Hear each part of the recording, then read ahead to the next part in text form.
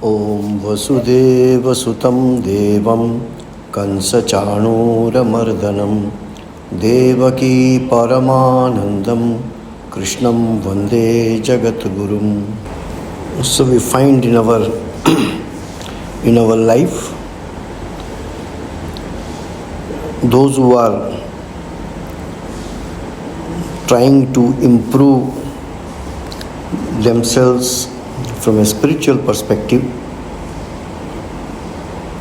They idealize certain individuals, people. Generally we call them saints, prophets, incarnations. Even if we are human beings with all our limitations, still it becomes difficult for us to find faults with them. And this happens very organically. This happens without any preparations or information about this person. For example, if you give the Gospel of Sri Ramakrishna book to somebody who doesn't know who Ramakrishna is, even if he or she reads it, there is no way that a person will consider, oh, he is just telling everything, it doesn't mean anything. It doesn't happen so.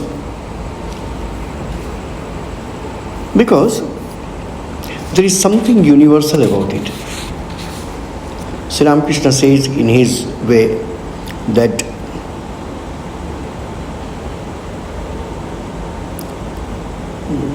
all the jackals will howl in the same way anywhere in the world. Or we say that crows are black everywhere, something like that. So a person who realizes truth, speak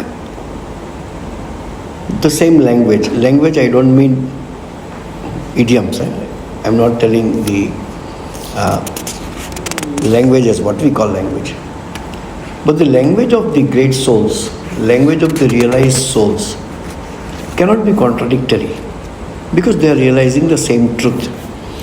Though there will be apparent differences will be there.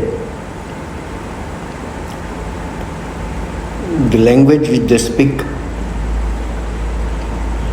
the clothes which they wear, food which they take, that may differ because that has to do with this world.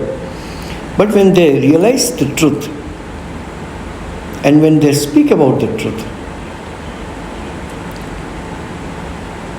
that is same, though these differences could be there, which are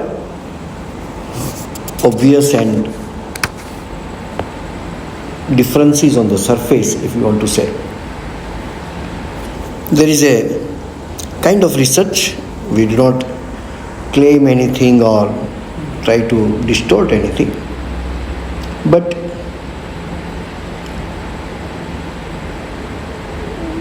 scholars are curious about the gap of 18 to 20 years in the life of Jesus Christ. And it is mentioned he went to wilderness. There are theories, there are researches, there are proofs according to them that he came to India or Indian subcontinent. Swami Abhidanji talks about it that when he went to Tibet in the monastery, he found the manuscripts where that a person came all the way from other side of the globe named Pisa. So that's not important for us here, whether Jesus Christ came to India or not. That is not our point of discussion here. But very interestingly, when Jesus started preaching, let it be Sermon on the Mounts, let it be by the 5-6 disciples, when they wrote his gospel, what they heard from him, there are many concepts. Before that, you do not find those concepts in the Jewish literature, or rather in the traditional books of Jews, Torahs. You do not find these concepts. Rather, it is similar concepts what you find in Hinduism or Tibetan Buddhism. He is telling that I am the way. And what Krishna also says, I am the way. Me and my Father in heaven are one. Nowhere in any religion it is mentioned, except in Hinduism. The unification or realization of the unity of the Jivatma and Paramatma, the individual soul and the Brahman or Atman. So this research is there, that these are the verbal evidence in his language that he may have learnt it from this side. Why we are discussing this is that when realization takes place in the heart of anyone, irrespective of from where the person comes physically, geographically, his vocabulary can be different, but his purpose behind it cannot be different. The reaction, or rather result of his realization, cannot be different.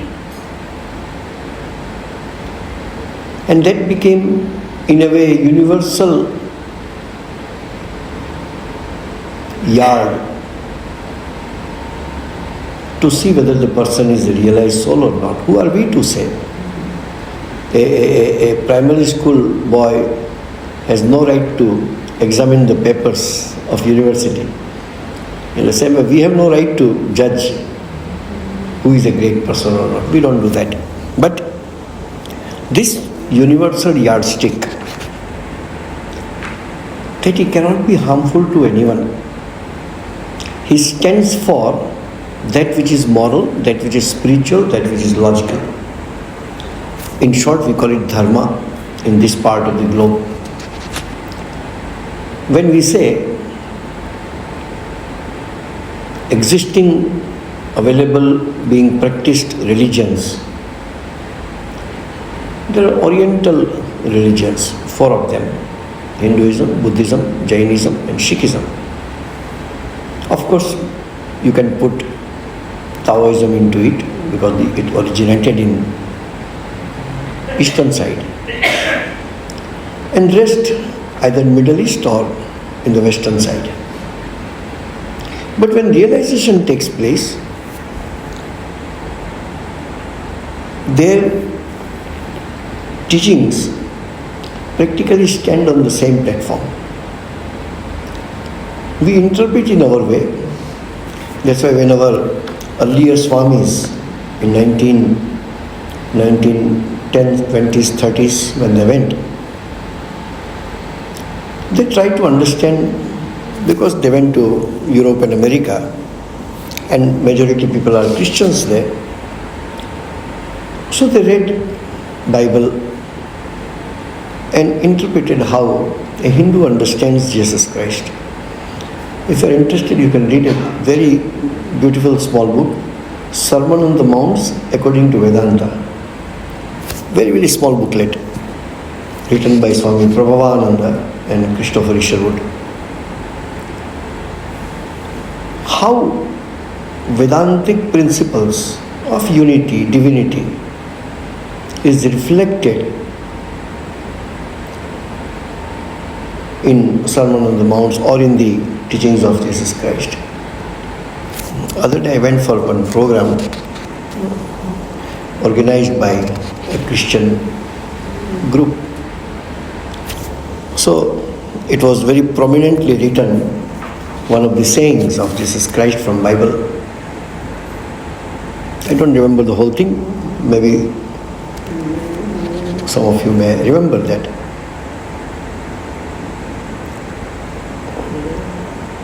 Love the Father by whole heart, with your hands, with your head, in this way. And when I read it, it practically says Karma Yoga, Bhakti Yoga, Jnana Yoga and Raja Yoga. That's what I am telling. That language could be different, vocabulary, the words could be different, but the feelings seems to be the same, universal. So why we talk this? Because the human being idealizes them.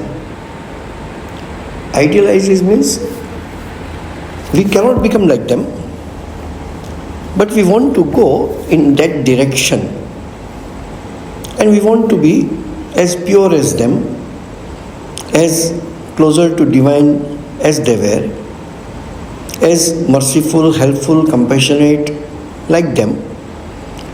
All the Devi Sampad, all the godly qualities which are manifested in them, we love that and we want to be that, irrespective of our religious background, irrespective of our racial, cultural, linguistic, whichever background. There is a very interesting universal fact which nobody has made a rule. Globally, I am telling. There is no such rule that you should do it. But everybody does that. Tell me one movie from any country where a negative character becomes victorious at the end. Nowhere. All there are negatives, all there are harmful to the society. There is not a single where it says, no, they are correct and they will win. Who told? Who told the whole human being that this negative should not be a winner?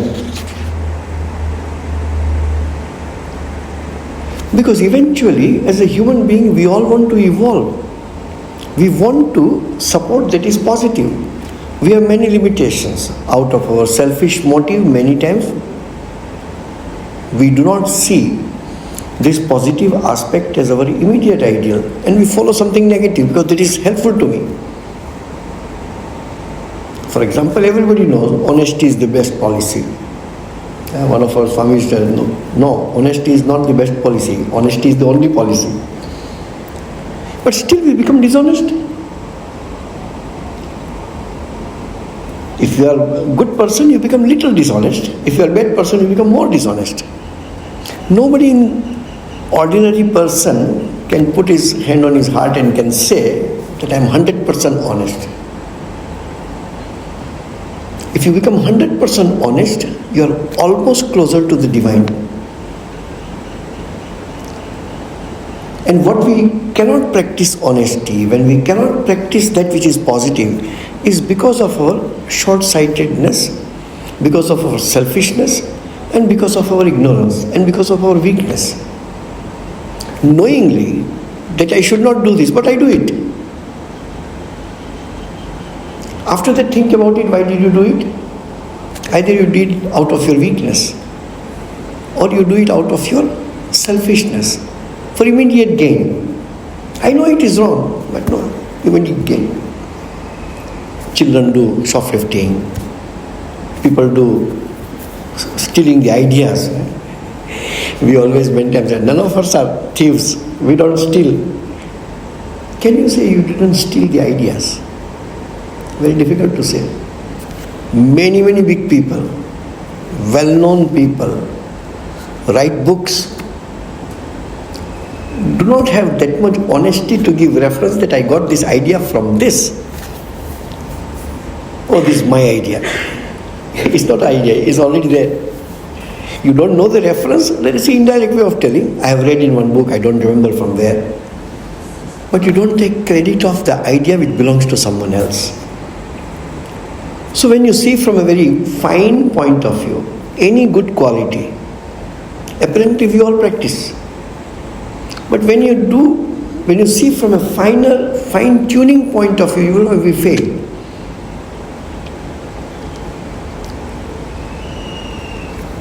I think once or twice I have told, if not here in this platform, then somewhere else.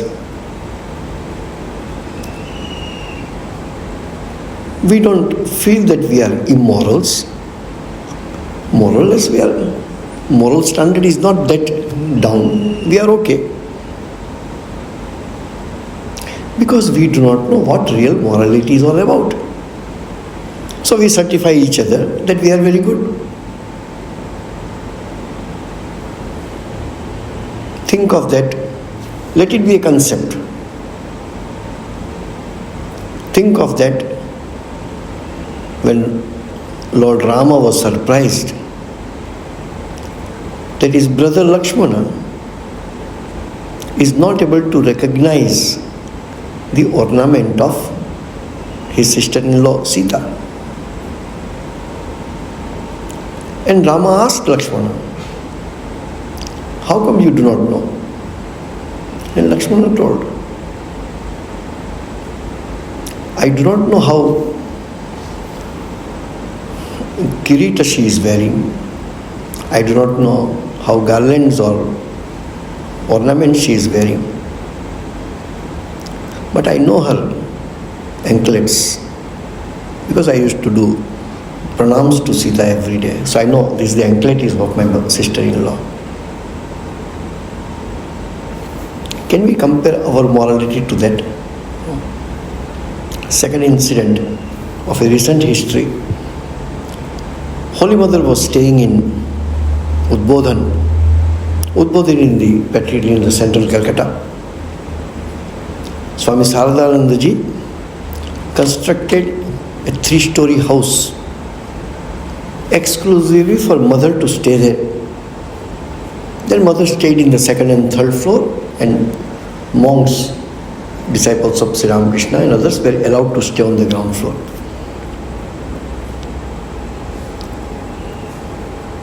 That was the time when, especially from the village side and also of the families of traditional families, the ladies after certain age never came in front of any men other than the closest family people, not even showing their own face. Religious, those who are traditional, I won't say everybody. And Holy Mother used to take little freedom of removing her veil, not even covering the head, forget about elongated veil in front of her face.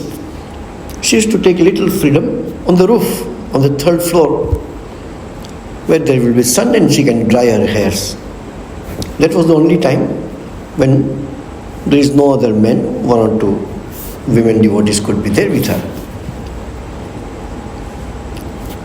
Small aerial distance, less than 100 meters, there was another 2-story house constructed by Girish Chandra Ghosh. And it so happened, on one morning, Holy Mother was on the roof drying her hair, and Girish Chandra Ghosh has gone to the roof with his own son. The son looked the other side and told to his father, "Father, just see, Mother is there on the roof." Girish Chandra Ghosh told, "Yes, when you say she must be there." "No, you see, she is there." And look at the Girish Chandra Ghosh answer. He says, "No, you can see, I cannot see her." "Why you cannot see? If I can see, you also should be able to see." Girish Chandra Ghosh said, "I will not look at her because she doesn't know that I am looking at her." Do we understand this standard of morality? Do we take permission before looking at any woman? We don't even feel necessary for that. We don't feel it. And we don't feel there is something wrong in it. But that was the time. And people do practice up to that extent. Sri Ramakrishna's life, while explaining in the book called Sri Ramakrishna Leela Prasanga, or Sri Ramakrishna the Great Master, or Sri Ramakrishna and his Divine Play, Swami Sarada ji writes, the difference between Sri Ramakrishna and us, the ordinary people, is what Sri Ramakrishna renounced, he renounced 100% with whole his heart. He just renounced. And what he accepted 100%. We renounce, we don't renounce fully. We accept, we don't accept fully. And that is the difference between two individuals. The more greater the people are, the difference becomes bigger. That is difference between we and Sri Ramakrishna. When he realized the truth about God, any amount of our strong belief in God cannot come closer to it, because that is his realization. In the same way, what he practiced, even the greatest temptation came to him, rather he was put to that situation, and his mind used to be more drawn in that situation. There is an incident. Mathurnath Biswas, the son-in-law of Rani Rasmani, was very devoted to Sri Ramakrishna, as his mother-in-law Rani Rasmani was devoted to Sri Ramakrishna. But Mathur Babu was a bit modern. Mathur Babu was more worldly, so to say. One day he took Sri Ramakrishna, and Sri Ramakrishna, like a child, he said, no, we are going to see somebody. And he took Sri Ramakrishna to the ill-famed house and left him there and came down and wanted to hear reaction from him or reaction from those ladies. When Sri Ramakrishna went there, his expression was, oh mother, you are here also in these forms. And those ladies scolded Mathur Babu. To whom you are bringing here? You want us to commit sins which are unwashable? We are not that bad to make this type of people bring into this fold. And Mathur Babu later told to Sri Ramakrishna, this makes my devotion to you more than. What we are talking here is, when we idealize people, we do not need to do what they do. We need to do what they teach us to do, or the attitude and spirit behind what they do. Because we cannot do what they do. It will be a mistake. So here Krishna told that, you see, I have no attachment, I don't have any duty to perform in this world. But if I don't do anything, people will say Krishna doesn't do, we also don't do. So I live my life. But I had nothing to achieve from anyone. I have nothing to achieve from anything. Still, I am continuously working.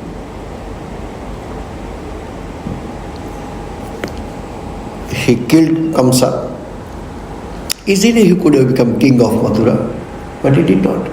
He made Ugrasen the king, his father, Kansa's father. Rama won over Lanka, could have become the king, but refrained from there and says, no, Vibhishana will become king. And that he decided much before the war. When Vibhishana came and took shelter, at that time Rama addressed him, Lankesh, come and have seat.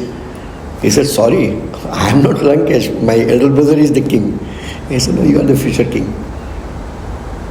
Even after winning over. That famous shloka is there, which are very, half of the sentence is more popular than the first half of the shloka. Swaranamayi Lanka, Name Lakshmana Rochate. That people don't remember. But Janani Janma Bhumi is just Vargadavi Gariyasi. That we hear more. And that shloka comes in Valmiki Ramayana.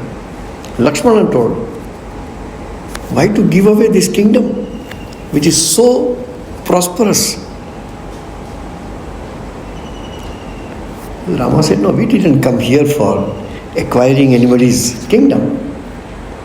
Our purpose was something and we have solved our purpose, we have met our purpose.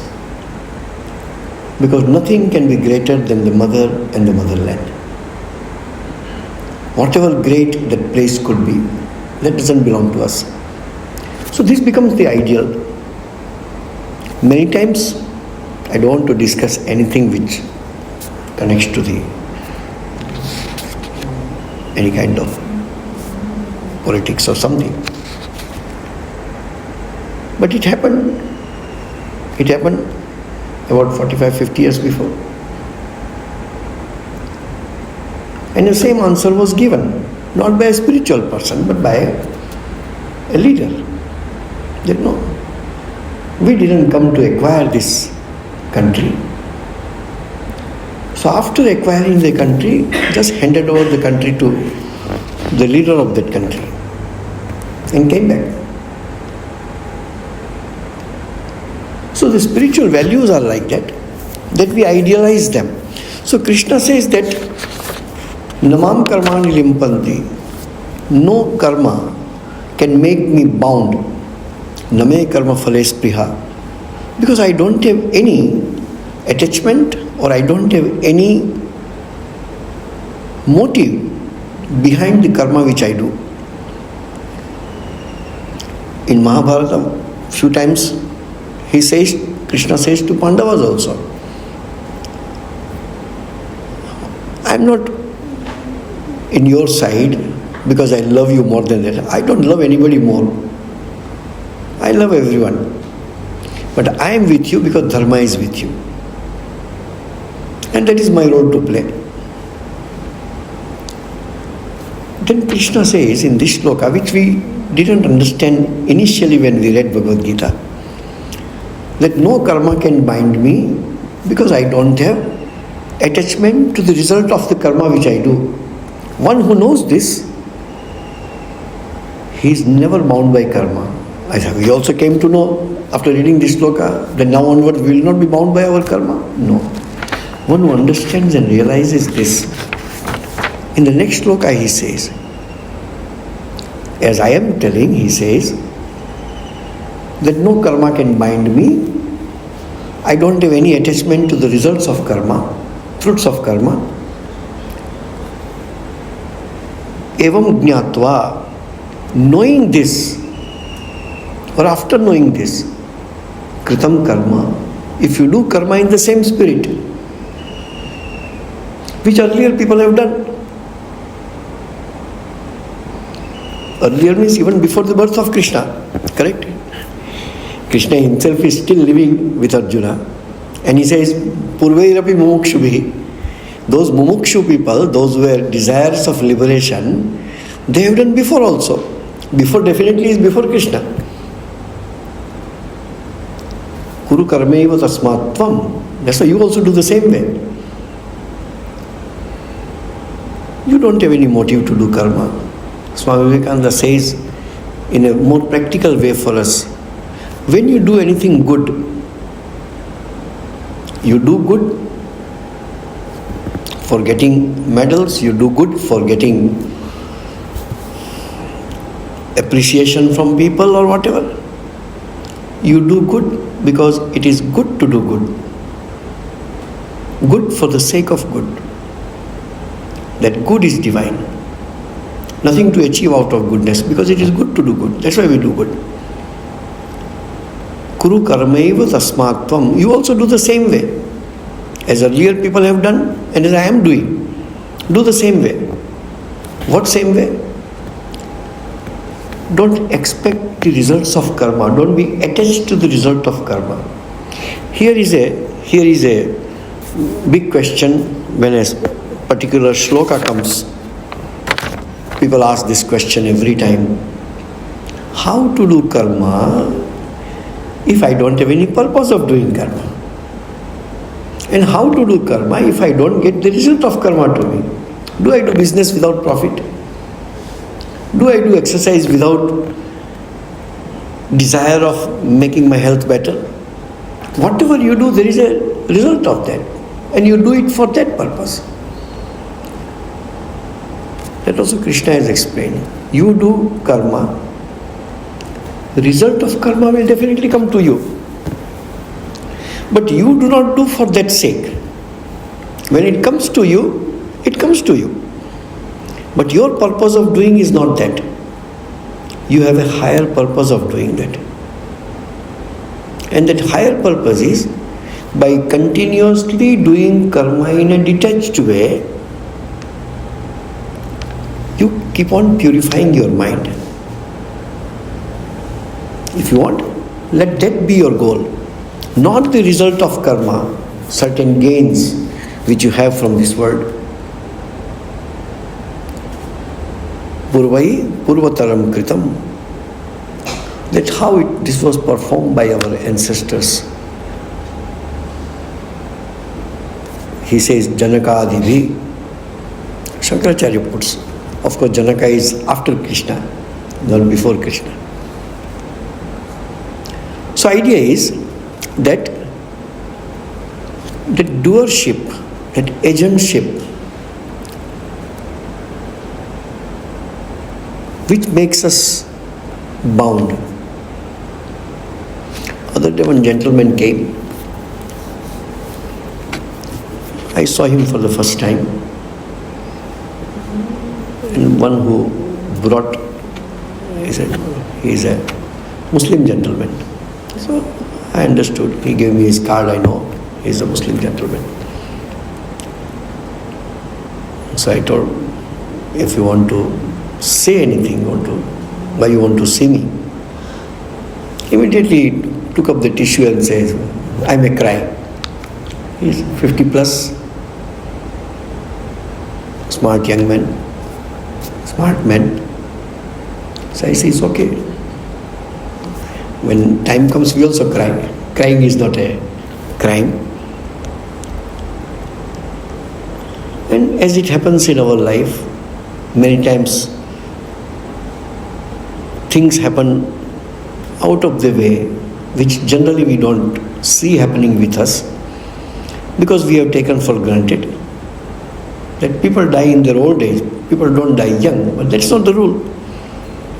So he lost his son who was 28 years old with cancer. So he was there for 1 hour and I went on talking from that point of view.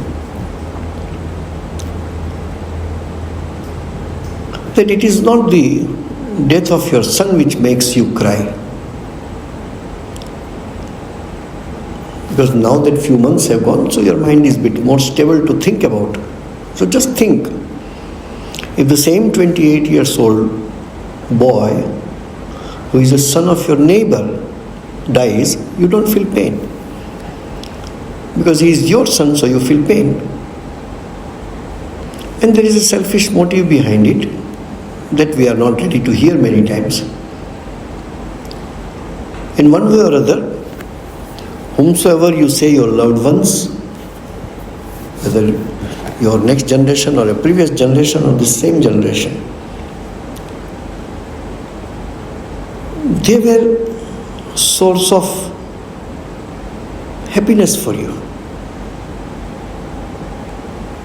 Happiness, not the person need to do something to make you happy, but the very existence, a healthy existence of those people around you is the source of happiness. And you lost one source of happiness and that makes you sad. You find many times people express, now go home, nobody to even talk to. It was not that person, but that person fulfilled a position which was some hope and happiness for you, and that source becomes nil, absolute. So you feel unhappy about it. Me and mine is the bondage. We understand intellectually, we understand that as a concept sometimes, but we don't realize it. So even if that happens, after understanding this concept also we cry, we feel pain for a very long time. And it's very difficult to say to people. So the time is the best healer. So after 2, 3, 4 months when they are in a little lighter mood, we say. But we need to understand it. Otherwise, so I was talking the same thing, that okay, this incident we came to know that this is a very painful experience, I know. See the nature of this world. And we are all part of that world. We are part of this nature, Prakriti, made of these 5 elements. Whether it is a human body or Himalayas, that which came into existence will disintegrate one day. That which is composed have to be decomposed one day. That only will not be decomposed which is not a composed material. Pure gold if you keep, gold oxide takes long time, but it remains in a pure form. But as soon as it is composed, mixture of something, deterioration takes place. And what about our body, which is composition of many composed materials?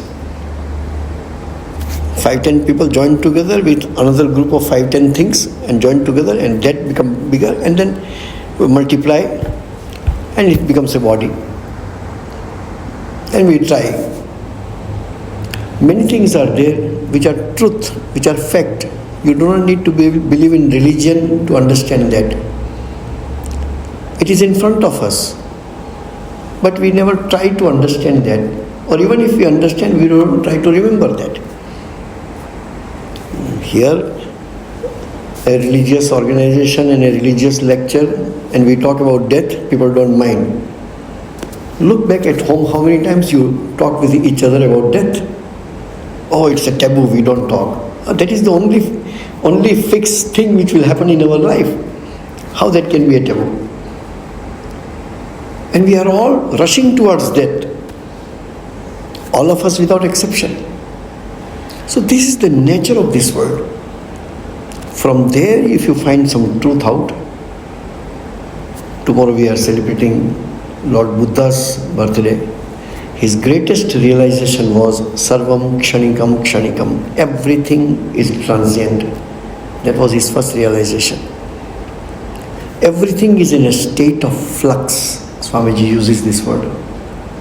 Everything is in a state of a flow. And it is very interesting that it exists because it is changing. Think of your old days when you went to watch movie. We look at the screen only. Sometimes we look from where the flood of light comes, what you call it, that room from where the reel is being played.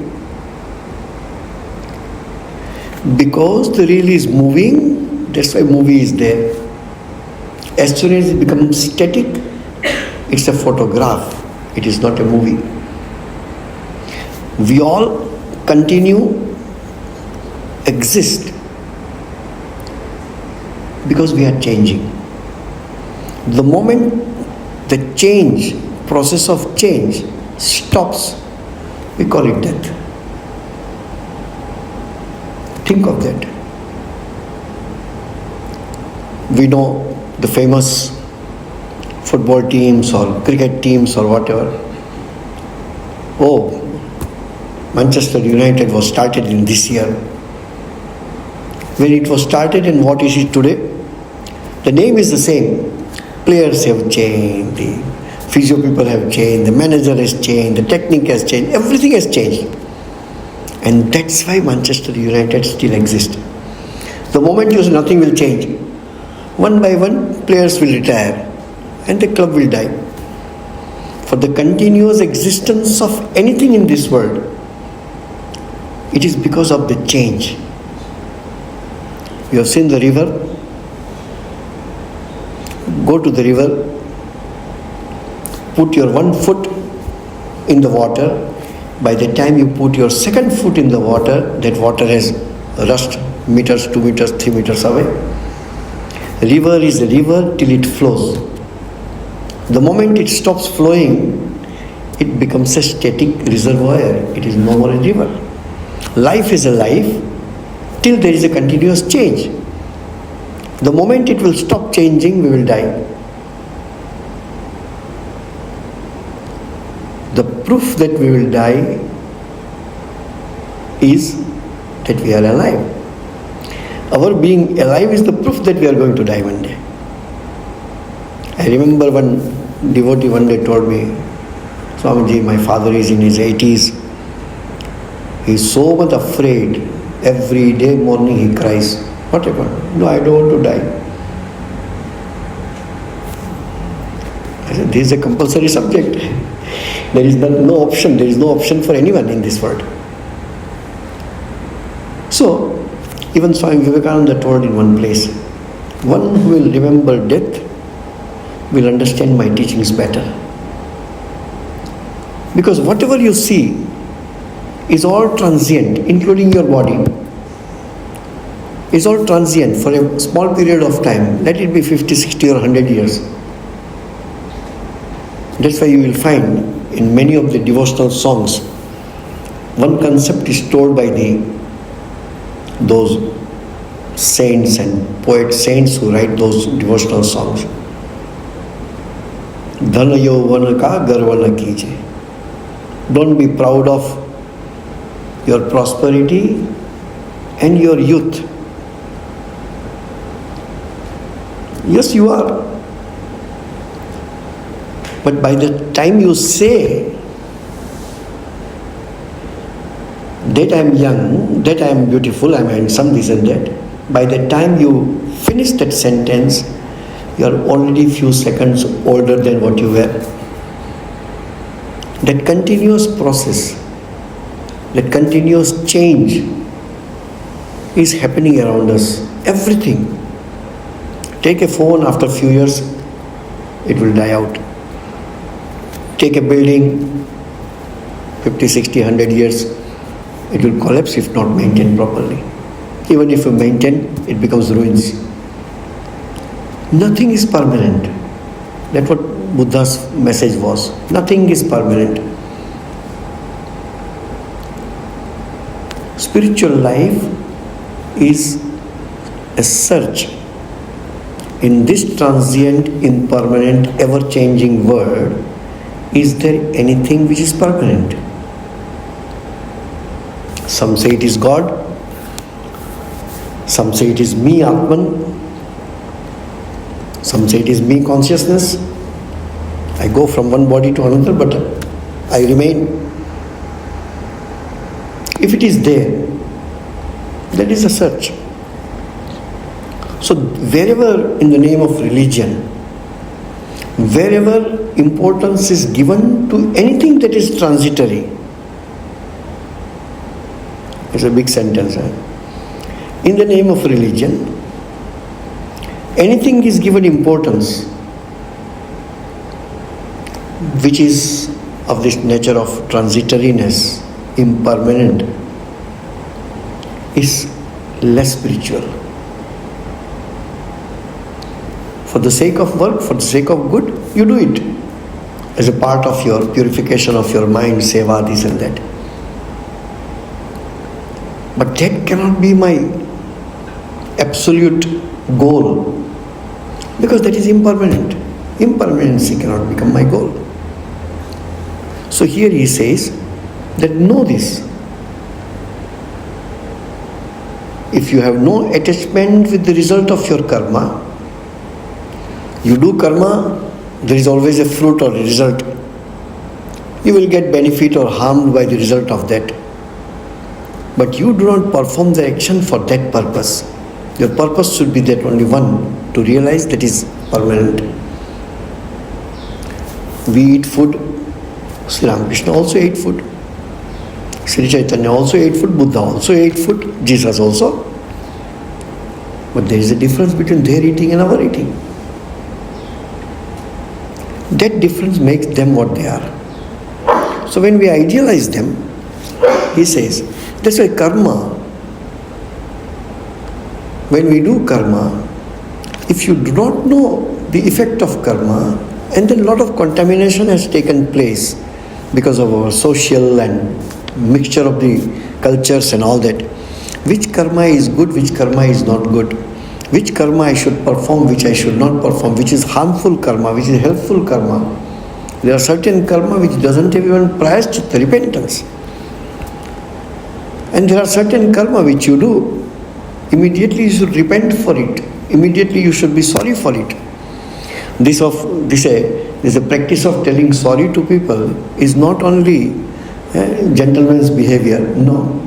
It is a prayaschitta. Sorry, I did. So that you have become free from the negative effect of that. And when you say sorry, from the other side, answer should come, oh, it's okay. That means he has forgiven you for your mistake. Otherwise, that small sin which you commit by harming people is going to remain with you and will increase with compound interest and makes you a bad person end of the day. So first we take care that because of me nobody should be harmed, verbally, mentally or physically. By chance if I do, immediately I should be sorry for it. If I do not know how to be sorry, that person keeps on degrading himself. So the simple practice of telling thank you and sorry has this moral root behind. You do not increase your karma just by becoming oblivious of people's service to you, and you thank them to be free from that as much as possible. If by chance you have harm, telling your sorry is to become free from the negative effect of the karma. Whatever. But things are this. So, little more is there about this sloka, then we go to the next sloka. Thank you. Tomorrow is Buddha Purnima. Program will start 7 o'clock prayer and 7:30 onwards. 7:30 to 8:30. Thank you. Om Shanti Shanti Shanti Hari Om Tat Sat Sri Ramakrishna Arpanamastu.